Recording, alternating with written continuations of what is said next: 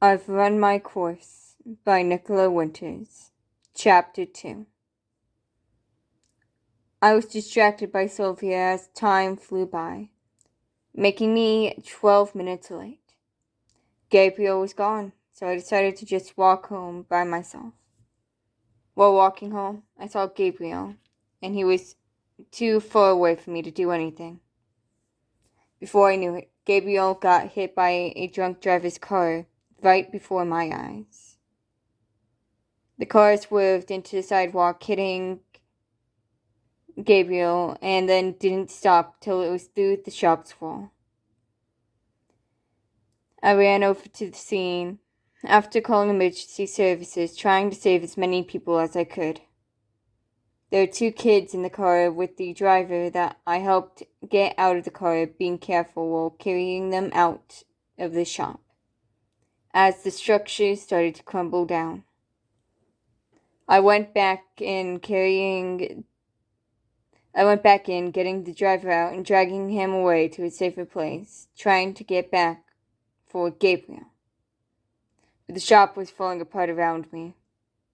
Gabriel didn't look too good, but I got him out of between the wall and the car before the building collapsed around us, as I heard the sirens approach.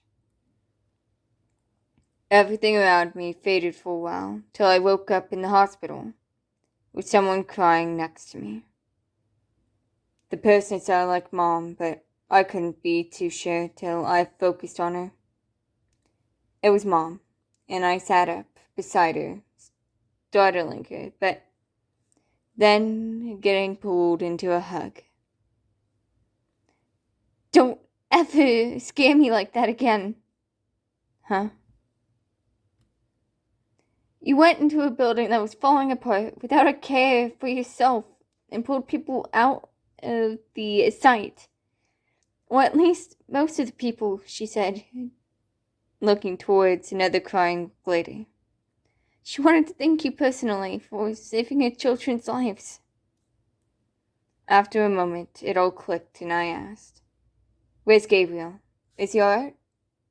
I tried to get up out of bed, but felt some wires keeping me there.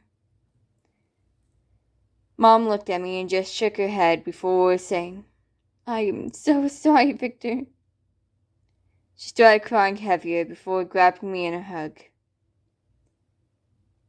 "They did everything they could for him, and he didn't make it."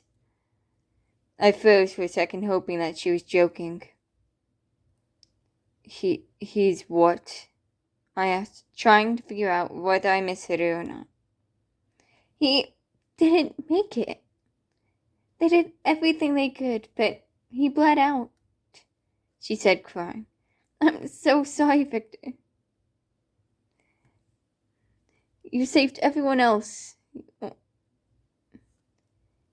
You saved everyone else. You are a hero." Sat there staring off into space till I heard a door open and a doctor's voice dripped into the room, saying, "I see our little hero is awake. How are you feeling?" They stared at me as I sat there silent. "Are you in pain?" When I move, it does hurt, but I couldn't find what to say. Gabriel was gone just like that, and even though I tried to save him, he was gone. After a while, I got the annoying wires off me before standing up and saying, "I'm going for a walk." I tried to take a few steps but kept stumbling. No you aren't. You're going to stay here and rest, or be in a wheelchair for a while and sit outside," the doctor said quietly. "I just want to be alone," I said quietly, before gaining my balance and walking out of the hospital room in the flip-flops Mom brought from my room. It was almost like there was no one there in the hospital, even when passing through the waiting room. Yet I knew better. I knew that there were many people watching me. Soon I found myself outside and took a short walk before I sat down at the bench. That was a bit off from the entrance, so less people would see me as I broke down. I sat there crying for what could have been 10, 20 minutes, half an hour, maybe even an hour. I had no clue how much time had passed before I felt a hand on my shoulder and a figure kneeling before me. "Hey, are you alright?" they asked. It sounded like a guy, to be honest, from the way, but there was no way to tell due to his pitch being close to the middle. I broke down further when I felt the pressure of their hand being on my shoulder. "Shh. What happened?" "I couldn't save him. He died because of me," I cried quietly. The figure sat there for a moment, processing what I said. "You must have been one of the rebel kids from the drunk car incident today," they mumbled, not realizing they said that out loud. "It's not your fault. You did everything you could have done to save him." "I shouldn't have been distracted by someone and met up with him on time. He wouldn't have been there and wouldn't have gotten hit by the car," I cried loudly. "I should have spent more time with him and been there for him." "It's not your fault. You didn't know anything was going to happen," they said. I went into their arms and just sat there crying as he sat there paralyzed. In shock of how I hugged him. After a long while, he decided to hug me back and just sat there with me. "Shh, it's alright. I think some people are looking for you." I didn't respond for a while, but after we spent a good amount of time on the ground hugging, I finally calmed down enough to stop crying as much. "It seems some people are looking for you. Shall we go see them?" I nodded before he stood up off the ground and helped me to my feet. They didn't seem put off when I grabbed their hand and let them lead me into the hospital to see Mom and Dad waiting for me. See Mom and the doctor waiting for me, with Dad walking in from behind us, from looking for me outside. "There you are. We were worried about something happened to you." "Why are you crying?" he asked curiously. "He didn't make it after everything happened," Mom said, making me cry more.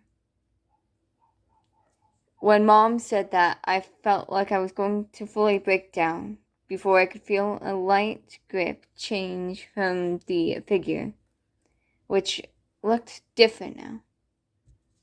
They had long copper blonde hair, with a bit of a sun kiss on their skin. They looked like they were dressed like a medical student or fresh in the medical field. "You know that discussing this in front of him is not a smart idea. It's still fresh in his mind," they said, before looking towards me, showing radiant lapis eyes. "May I see him?" I asked quietly, knowing that he probably wasn't a pretty sight, but that I wanted to say goodbye, not beat his parents' arses for abusing him. "Sure, if you think you can handle it," they said, giving me a light and airy smile. I nodded before he led me down the hall to a room and opened the door.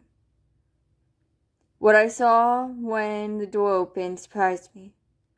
Gabriel lay there, unmoving, looking slightly covered in blood, yet he looked so cold. I approached him and laid a hand on his hand, and it was almost as cold as frostbitten skin. I'm going to leave you here for a while. I'll be back in a while after I get something I need to do done. Would you like me to bring you something up? May I get some coffee? I asked quietly, a bit embarrassed to be asking. Sure. But you shouldn't drink coffee on an empty stomach. Could you try to eat something? They asked. I just nodded, not feeling hungry, but not wanting to try to fight someone who's been so nice. Just asked me to try and isn't forcing me. I'll get you a coffee cake. How would you like your coffee? May I just have 1 cream and 2 sugars? Of course, they said, turning away. Before they left, I called out behind them. May we talk a bit when you come back? After a moment of thought, they said, sure. They left me with Gabriel, and I could see the wound he sustained from the car crash, and the way the hospital staff genuinely tried to save him. The guilt I feel for what happened to him presses into me, but like he was there with me, I could feel a cold presence hugging me, just as he was earlier. I guess a good amount of time passed before the door opened again, with who I would assume was the med student. They carried a cup of coffee and a coffee cake into the room and put it on the desk that was across the room. Come, take a seat here, please. I have to make the final preparations for his burial. I stood up and walked over to the desk, taking a seat in the soft cushioned chair. Would you mind if we talked while I worked? Sure, I said, still feeling a bit shocked about how Gabriel was truly gone. May I ask what your name is? Well, my name's Elijah Whitlock, he said, rolling up Gabriel's sleeve. You may call me what you wish to call me. What about yours?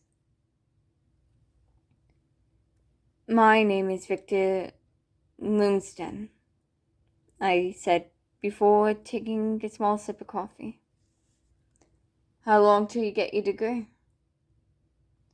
He looked a bit embarrassed but responded with, Actually, I'm a licensed therapist. I'm only doing this because my friend needed help over here after everything, and I guess wanted me to talk to someone who goes by Lucy. I honestly couldn't find anyone that goes by Lucy or is named Lucy. I could feel myself go a bit cold when I heard the name Lucy coming from someone who isn't Gabriel. Why are you looking for someone that goes by Lucy? There was a letter that fell out of a patient's pocket that said, Dear Lucy, and was signed by someone named Gabriel Varuna, he said, making me choke on some coffee. Elijah. Is something wrong, Victor? He asked, looking towards me. The person you're currently working on is Gabriel Varuna, I said quietly, putting my knees to my chest and hugging my legs a bit close. He seemed a bit shocked, but tried to keep an even tone as he could.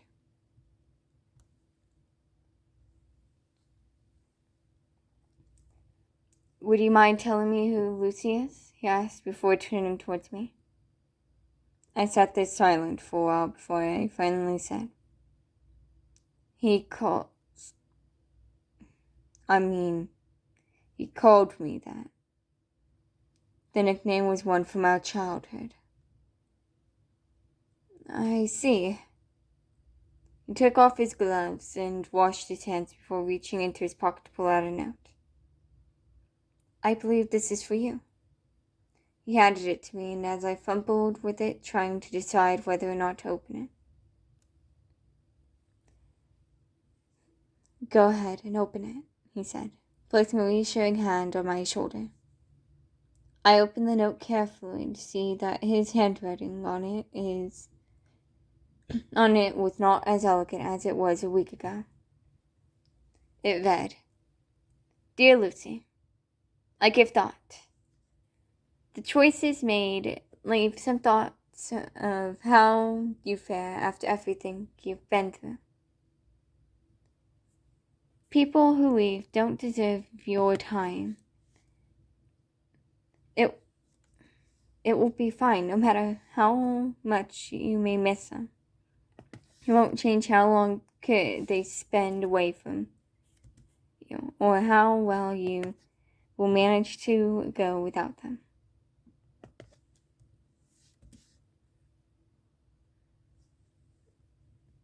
You've lost many, so what's a few more? You've solved many problems in the past years, and will continue to solve many problems in the future.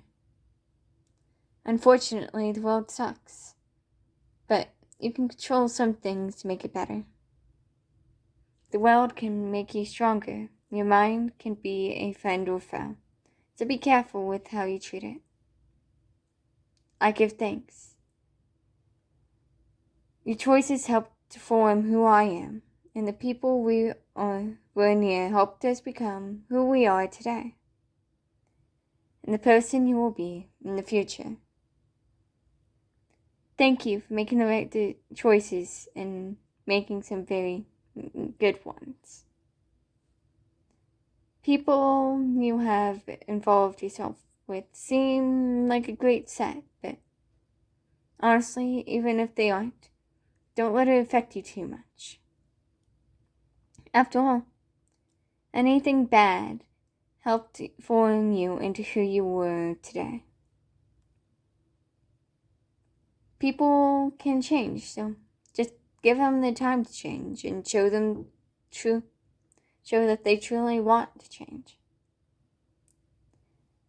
If you want to blame the person for all the bad in your life, blame them for all the good as well, because they helped to make you who you are and develop you into a great young gentleman.